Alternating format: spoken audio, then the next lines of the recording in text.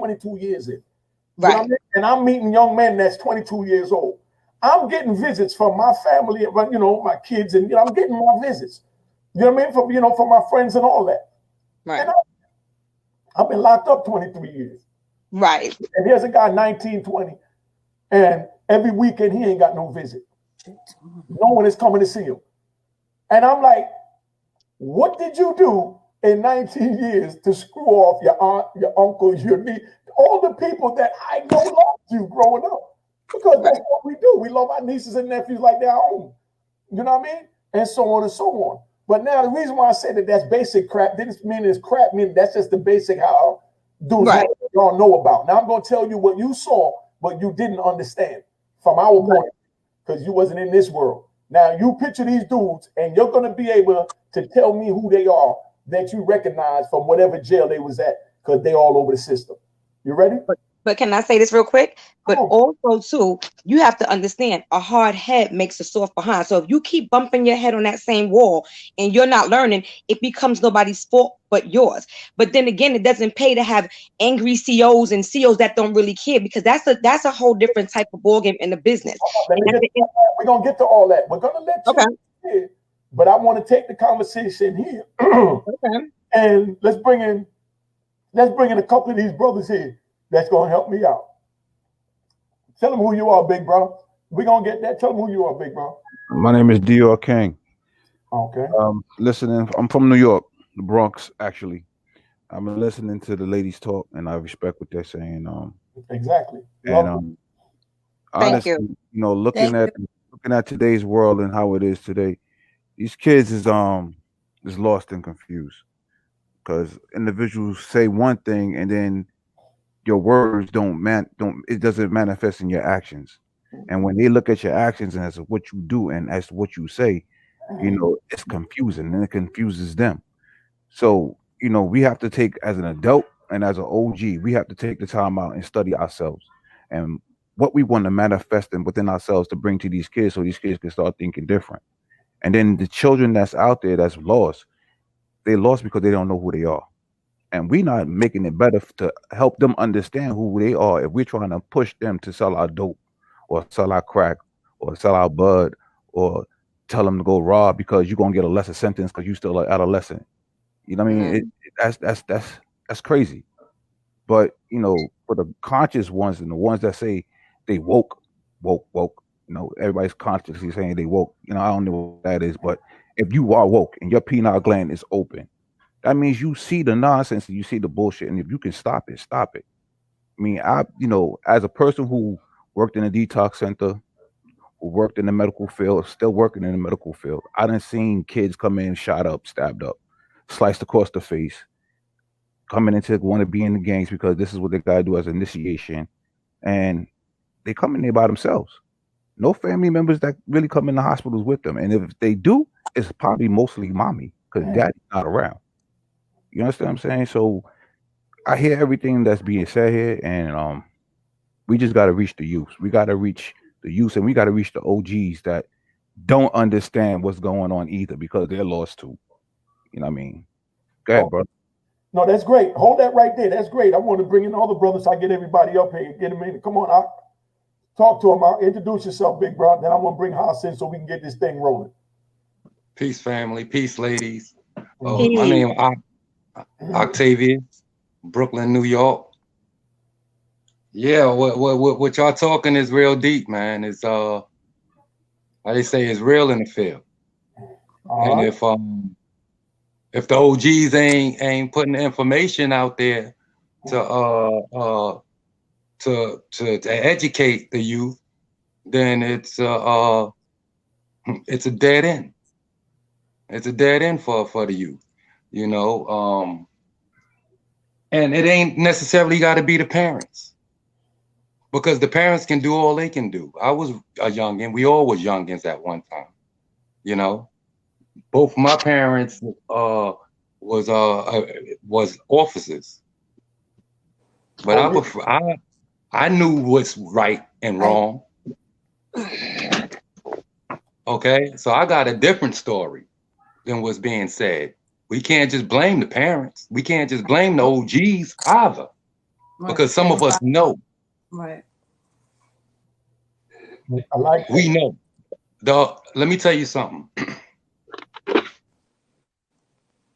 The only man without a history, they ain't lived yet. We all got a history.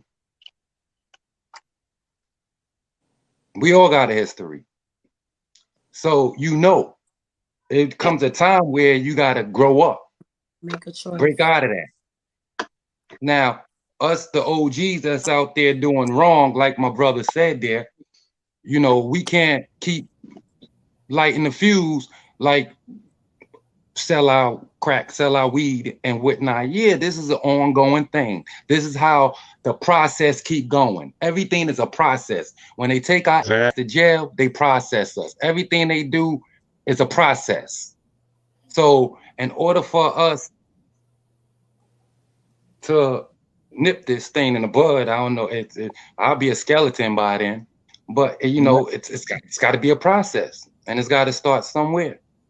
That's why we here. Brother Octavius, what you said is history, and you know, coming from an old school, Big bro, let me bring Big Haas up. Hold that thought, you right now. Let's bring Big Haas in.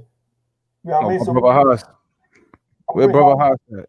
He coming right now. Okay. Hey, good evening, everybody. Hold on. Big Haas from Haas. Josh, could you try and stay still? Because it's kind of. I'm sorry. Thank you, sis. Go ahead, Haas. Excuse me, and then we're gonna let the good brother go in. Deior. Yeah, you know, I'm Hassan from Harlem. And I'm listening to everybody on the panel, and everything. Everyone's input is correct. You know, everyone's input is correct, but you know, we're looking at it from how it affects individuals. We have to understand what's going on is going on, being repeated throughout all the urban communities in the United States. Once I was on 17th and Erie in Philly, and you know, and some young boys. I was with some young boys. I was with some young boys, 16, 17 years old. You know, and you know, it's the same exact thing. So we have to understand, you know, the systems that create these predators, to give us the mindset. You know, we didn't create redlining. You know, redliners, you know, how they created the, you know. Somebody got their TV on or something, or they radio on, because it's double echoing, because somebody has something on. It came on when you came up, huh? Oh, that's his mic sounding like that? Because it's like echoing. Can you echo now? I'm echoing too. Yeah. That's on your side. When you came in, get it finished though. I was gonna finish. Well, you know, what happens is the situation is this. We forget about group homes and foster homes. You know, a lot of these systems, you know what I'm saying, are the reasons why kids don't have families, don't have strong family units. And these help influence the children as well. We're dealing with a systematic thing that's going on in our community. And whenever you have to put a system, some sciences, when you put two things together, have the same outcome. So we got the same outcome in Brownsville. We got the same outcome in Harlem. We got the same outcome in South Philly. We got the same outcome in Southeast Washington, D.C. We got the same outcome in all these communities. So, and it's right, it's going to take us, because no one's going to help us better than us. And it's going to take formats like this for us to be able to start creating a dialogue, because it seems as if everybody thinks there's nothing wrong. We going about this as if there's nothing wrong. And everything that you say, everything that needs to be said that needs to be done by the OGs, this is what I do on a daily basis. You know what I mean? And you have to walk the walk and talk the talk and walk the walk. But what happens is nobody's really sacrificed. Everybody's, you know, dealing with, you know, their lower nature. So everybody wants to, you know what I'm saying, be rich, you know, everybody's in one of needs. So we forget, you know what I'm saying, that we need the help. You know what I mean? These are our children, you know, as we get older and we want to go to the hospital, we got to go see doctors and dentists and things of that nature. You know, we're not even looking at our own. You know what I mean? We need to make sure that our next generation are the next dentists and the next doctors. But we, you know, so it's going to take us, because systematically, you know, in the Maryland exclusion law of Maryland in 1638, it was already documented that we weren't supposed to benefit and what society and what American society is giving us. And so what happens is all we see is the engineering of us and maneuvering through the prison system, the mental health systems, the welfare systems, and we're at the bottom of the barrel each and every position. So we have to start working together. Everything that everyone set up here is valid. We have to start doing this. We have to start taking these kids out to dinner. I remember I took some young men out to dinner. You know why? Just so they could have the experience. You know what I mean? Because they was getting money, but they ain't never been to a restaurant. So I took them out to dinner. You know what I'm saying? And they came back and told me and now they 25 years old. This is how young they was. They was like, yo, OG, you get hard. You told me the truth. You know what I'm saying? You took us to a restaurant. I told them the truth. I told them about, you know what I'm saying? And that's what we need to do. But we, you know what I'm saying? But we too busy trying to pretend a role to cover up our own insecurities. You know what I mean? And that's the right reason the OGs is not willing to give back. But you know what I'm saying? They're, as a people, we trying to get down with another group of people. You know what I'm saying? And we got to start taking care of our own. Because when somebody could come filtering organizations in our community and that falsely represent us and they don't really represent us, and then the masses, follow behind it, you know what I'm saying? That's because we're not controlling our neighborhoods. That's not controlling the thought pattern. And that's because they've seen a weakness in us. They've seen a weakness in us where they're able to manipulate something and able to interject something in our community to control something because they know we have need of it. So what we doing right now, we taking it back. You know what I'm saying? Each and every one of us, we have the ability to take it back, as an individual. Just like we said, take them out to eat. But if I see them, some of the young kids I teach, I see them, if I see them, they looking back, give them some money. Because that's what they need. If you want them to listen longer to you, you know what I mean? Give them some money. You know what I'm saying? Do something. But you know what I'm saying? But don't just sit there and flash on them and show them the car because just like you said, they going to be the one who want to bust you upside the head. They going to be the ones that want to line you up. You know what I'm saying? You got to know how to spread some love. You know what I mean? And that's what we doing here. All right, that's what's up. Go ahead, big brother. That's on you, Deior. Gonna take him on. Yeah, you gotta take me off. Haas, I'm gonna get at you. Brother Octavius. What you said was about history. The thing is, if you don't know history, one will be doomed to repeat it. You have to understand what you do now. You're going to reflect what you do in the future. And a lot of us, like myself, I've been in prison. But when I came out, I had to think different, move different, associate myself with individuals who like-minded as myself. And now, from that time to now, I work in the hospital. So you have to pick and choose your poison. Haas said yes. If we don't help change the things that's going on in today's society, it's going to keep repeating itself. But what are we willing to do at this platform right now?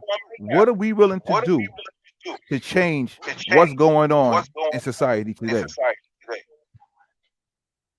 Be an example, basically. And the example is lead righteously. Okay, I mean, okay, for example, I done been there. I done been behind the bars.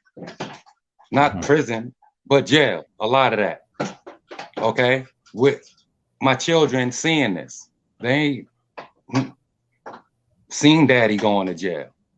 You know, they know what was going on. Okay, until my last stint, which almost cost me forever and a day. You know, I sat there and I had a real thought, a process. I was processing, literally sitting there, everything just processing life because this is what I was facing. I thought about everything, mainly my children. Everything else I had to block out because it would have sent you crazy. Mm-hmm. I'm watching guys in there going, crying over women and this, that, and the third. My main focus was how did I get into this? How I'm gonna get out to get back to my children. Mm-hmm. And not only that, what the hell I'm going to do when I get back out there. Fast forward to today. I made it back out, and enough time to still watch my children graduate, go to college, both boys, 2 more raising up. But my point is, and I have a business, but I came out and I changed. You got to change though. See, that's the thing. That's the lead. And my children see this. Talking. We can talk all day. They see. This is what they react off of. See, that's what I idolized. I didn't idolize my mother, my father, all my uncles and all of them doing the right thing, officers, civil servant jobs and whatnot. I didn't idolize that. I idolized the dude on the corner with the pack. He was the one that had the power to be like, yo, shorty, get the hell out of here. Go to school. Boom, boom, boom. That's who got the power over the youngins in the street. Why is that? I mean, because they make like it's glorified. They glorify. I mean, we all have idols. Okay. We all. Okay. Now, that's right. We gravitate. That's glorified, but I want y'all to understand that I can answer that question because it was limited things, you know, to attract from my era. Because we didn't have the social media, we didn't have the internet, we didn't have the PlayStation, we didn't have the PlayStation 7, 8, all that stuff. But like you said, they looked up to us. You understand? And that's why I can probably happily say I can bring 10, 20 men from my neighborhood, other neighborhoods that I went in, that have approached me to get drugs from me because they was F as they said. You know what I mean? But I wasn't one F to bring it to our world. You understand what I'm saying? But you see what my brother just did? That's how we all get punched in the face. You know what I'm saying? Literally, just by words. You know what I'm saying? Yeah, people ain't even got to do this. This is what my brother said. That's a hitter. That knocked your whole face when he said, what we gonna do about it? What we gonna do about it? Nobody got an answer for that. Exactly. So what we got to do is start living. We have to start living by example. But we have to show them that, you know, one way is not going to always be the right way. No, but that's the point that I'm making. They came to me and they said that I didn't give them drugs to sell. You know what I mean? I said, yo, go on in the Mecca and clean the windows in the Mecca. You understand what I'm saying? Go sweep in front of the Mecca. I need to run the store, give me 2 drugs. You understand what I'm saying? I gave them something to do that I didn't need them to do so they wouldn't think that I was just giving them a handout. You understand what I'm saying? And I gave them 10 or 20 hours to make that round. They was ecstatic. But it took out their mind. They wanted blah, blah, blah. Now when they say, damn, you nigga, I can be like you when I grow up. You know what I mean? Be like, man, I don't want to be like you when I grow up. You know what I mean? I laughed with him. I said, dog, you know that I haven't. We need something. We need something. Let me finish. Pardon, not to cut you off. My bad, bro. I'm going to get you, though. You know? But like I said, I tell them how screwed up my life is. Well, I let them know that I can't even go to Thanksgiving dinner because I can't go to my own family's house because I don't know who might watch me to know where I live at because my status is too high. About anyone I have to stay away from. So I don't have Thanksgiving dinners. I don't have Christmases. This is my first Christmas free and my first Thanksgiving free in 26 years and my first Thanksgiving in about 40 years. Because I've never celebrated Thanksgiving because Thanksgiving I've always fasted or been on the street and didn't have a family to come home to. You understand? And everybody that knew me still I had a family because my family was tight. But they wasn't tight with me. But I didn't go on the street. But I wasn't going to pull the other man's child to come into my world to come do this foolery that I chose to do. You know what I mean? Because those are my choices. So like I said, and I think I'm going to do that kind of conviction. I'm going to bring some brothers on here that used to come to me because their children were shooting. And they came to me and say, you need me to shoot somewhere? You need me to take some drugs somewhere? You need me to work this? I need to get some money. My son's birthday. You know what I mean? It's my daughter's birthday, and I don't even have nothing to buy for their birthday. You know what I mean? And watch the store for me real quick while I eat. And then I give them $200. You understand what I'm saying? But I never gave them drugs, and I'm gonna bring them on there so y'all can tune in when you see the children of the fathers that I looked out for to keep them away from the drugs and the street. So everybody wasn't trying to bring them on the street, because when they came up the heroin dealers, they wasn't into that. You understand? And the heroin dealers would tell us, yo, that's wrong, don't do that. Go ahead, man. My bad. So back to it. It also goes back to us knowing who we really are. I hear a lot of echo as people. Yeah, I've been hearing it all the time, even me. Should I come out and come back in? Turn the mic down a little bit if you can, but you sound good enough for me. Okay. It also goes back to us knowing who we are as the people.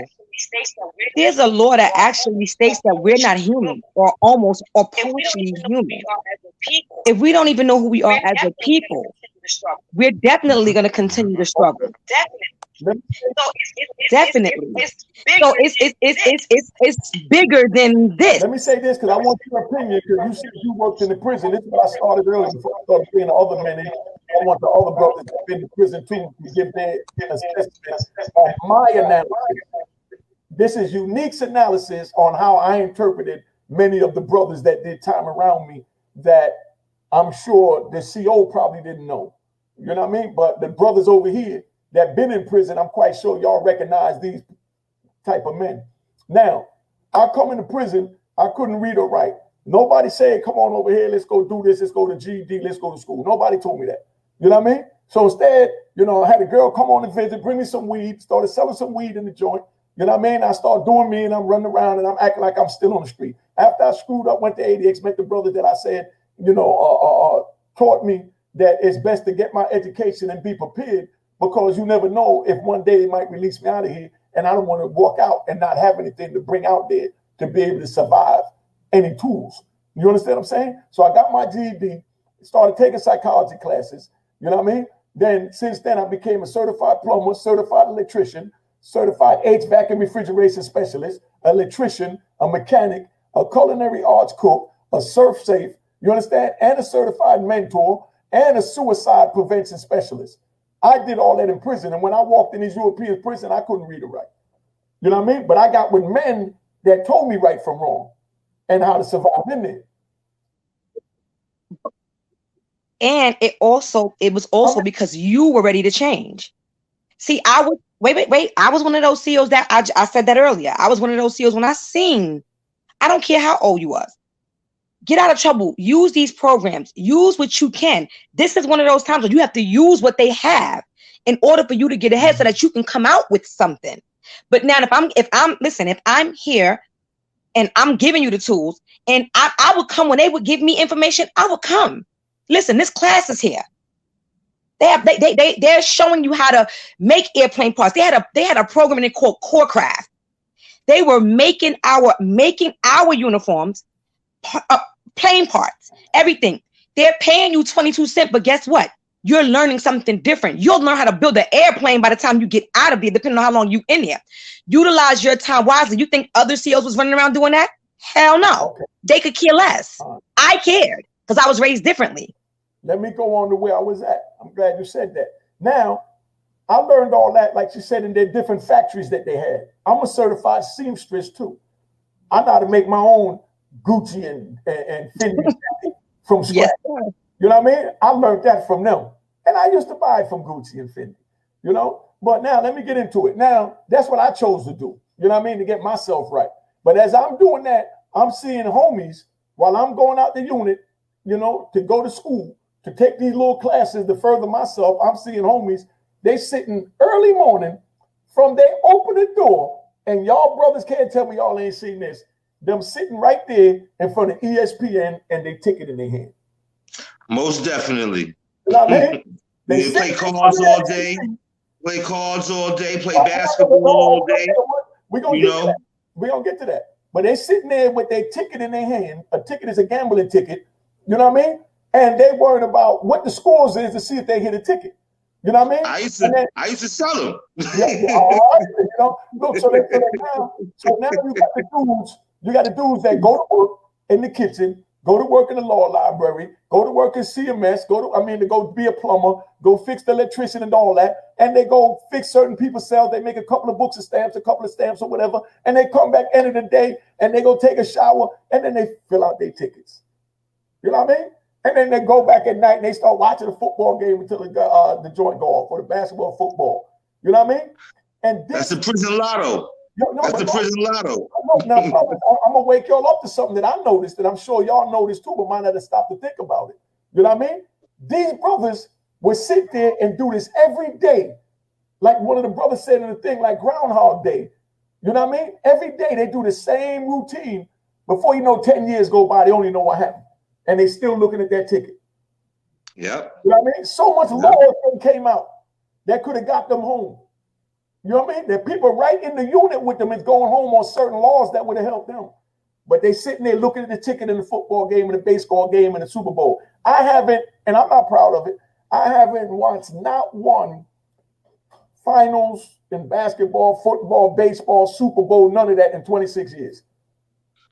I haven't watched not one. I don't knock nobody that did it. You know what I mean? But my thing was, I'm doing life. These dudes is getting paid millions to run up and down these court, man, and on this field. They get millions. And I'm sitting in a cage. And then Tuesday night, they smacking up their girl in the elevator. They carrying a gun in the club. You know what I mean? I'm like, yo, why am I going to watch a bunch of fools, man? And think I'm anything other than a fool. I'm just me. You know what I mean? They get a chance of a lifetime to get their life right. And you know what I mean? And every chance they get, they put they not only their freedom, but other people's lives in jeopardy. You got your chance. They never realized that. So I couldn't bring myself to sitting there watching these young boys. And that's what I call them, young boys. Because they grab them right out of high school, fresh out of college, and throw $100 million in their hands, and nobody taught them how to be a man. Nobody taught them anything about finances.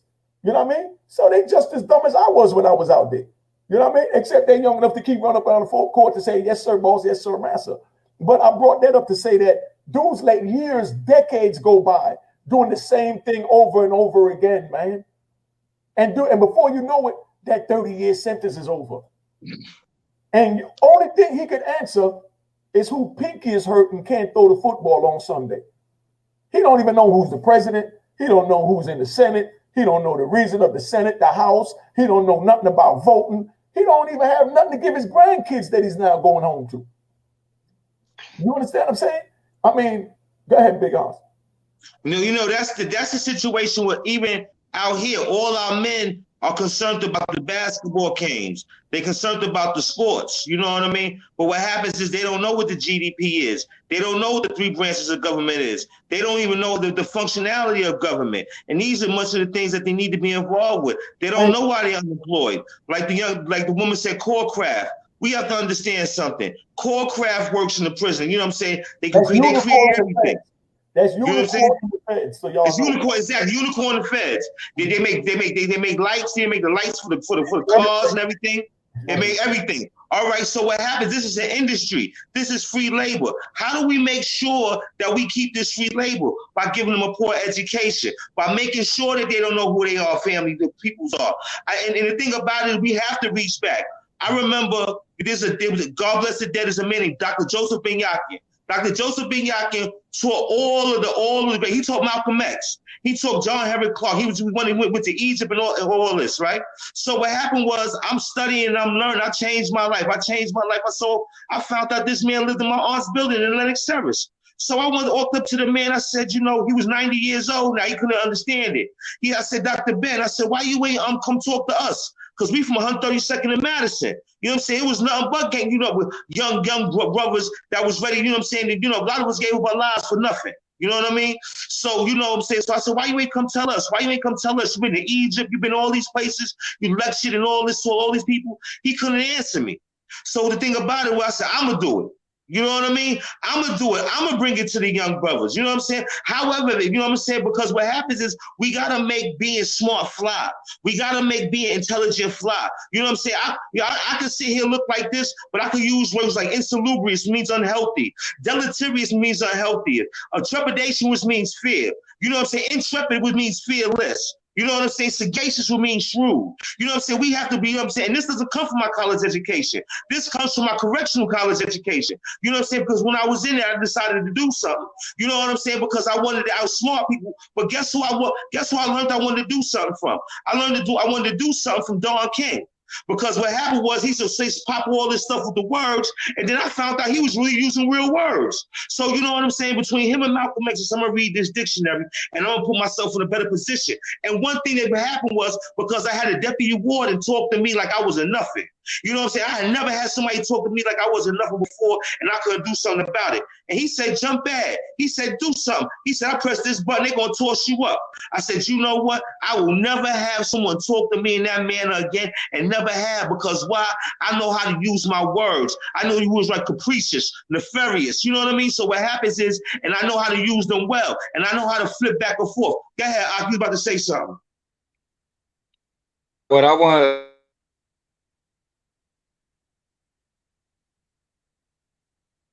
Can you hear me? I can't. We can't hear you. We can't hear you, baby. We can hear you. Can't hear you.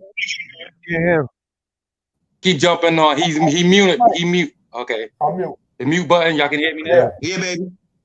Yeah. Oh, okay. Me and Crumb was kind of talking about see what you just said. You know, them words you need to compete with the Europeans. Okay.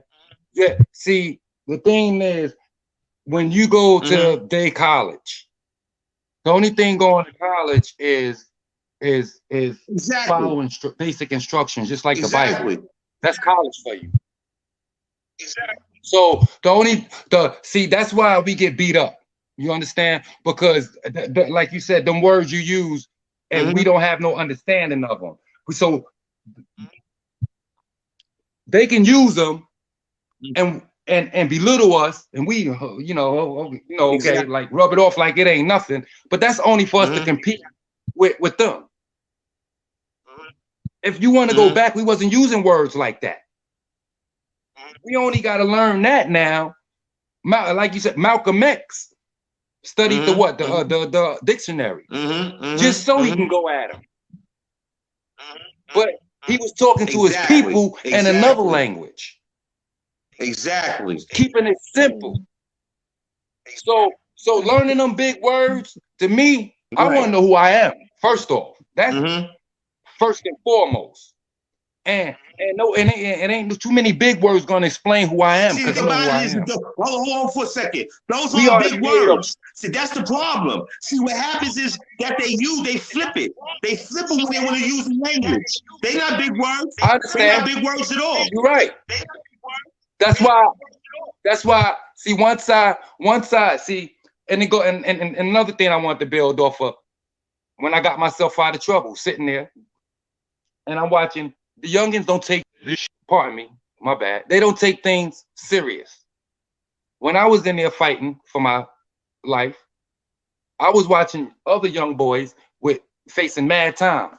They're coming there, they playing around. A week before they trial or whatever, they'll open that Bible up. Yeah. Next thing you know, I see them, after they go to court and come back, they sling the Bible across the pod. Mad. Oh, what you done got? Homeboy done got 99 years. He said I like 99 years. But my thing is, I watched him play the whole time, and a week before he called the dude that being there studying the Bible the whole time, he called him, yo, I want you to help me study this Bible. I got to go to court next week and trial. He come and he blows it. The thing is, he ain't take nothing serious. Exactly. Okay? So when I went in there, I was in there for a week before I knew I got to take this serious. I got to take it serious, man. This is my life. I sat down, deposition, case law. I had them all laid out in front of me, and that's what I did. And like you said, what I didn't know, these words, I had to go research, study, go in the and I have to know what this is because this is my life I'm talking about. That's right. All right. We gotta take things serious. We ain't taking nothing serious because we done been through so much. And so much done happened to us. We don't take nothing at all serious. Even down to when we get caged and it's ways out. It's ways out, but we playing. We not serious. You know, from day one, I went in there playing for the first 5. Then I said, this is serious. From then on, even when the CO came to cut my light out at night, he looking there on the top bed. I got everything out. I got the Quran out. I got the Bible out. I got my case paper out. I got every book you name out. And like my brother there said, I ain't know much before I went there. 22 months. I came out of there with an education. The lawyer looked at me, my lawyer, a public defender, okay? Looked at me, he said, yo, how many years you did in college? I said, none. I did 22 months here. Because I'm the one that wrote that case out and gave it to him. I couldn't do that before I went there. Because I knew it was serious. And up until that point right there, Haas, because you know, it got serious to me. Life got serious to me. But, and guess what? I'm back there with the craziest of the crazies. I ain't with them general pop dudes that's gonna only get about 4 or 5 years, even 20 years. I'm back there with the guys that got 20 that's coming back on a pill and things like that with double bodies. That's who I'm back there with. I was where they saying if I blew trial, it was no parole officer or probation officer for me to come home to talk to. So I was in there for life. So this game I was playing, it was serious. And so and me in there with these young boys, other young boys watching them play like this was a playground. And it's the same way on the streets. We don't take nothing serious, family. That's why we getting beat. And we always worry about what the Europeans doing. Sorry, I don't mean to sound radical or racist or whatever, but this not at all. Not at all. Speaking facts. Not at all. You know what I'm saying? Yes, we're in the competition. The competition is to see if we're gonna make it out of this okay. Alive, not okay. Alive. So they play with our lives.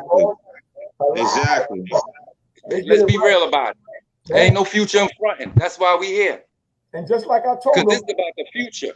This ain't everybody that's fronting now. It is showing the future. What's up? And like you said, everybody too busy playing, but they not playing with us.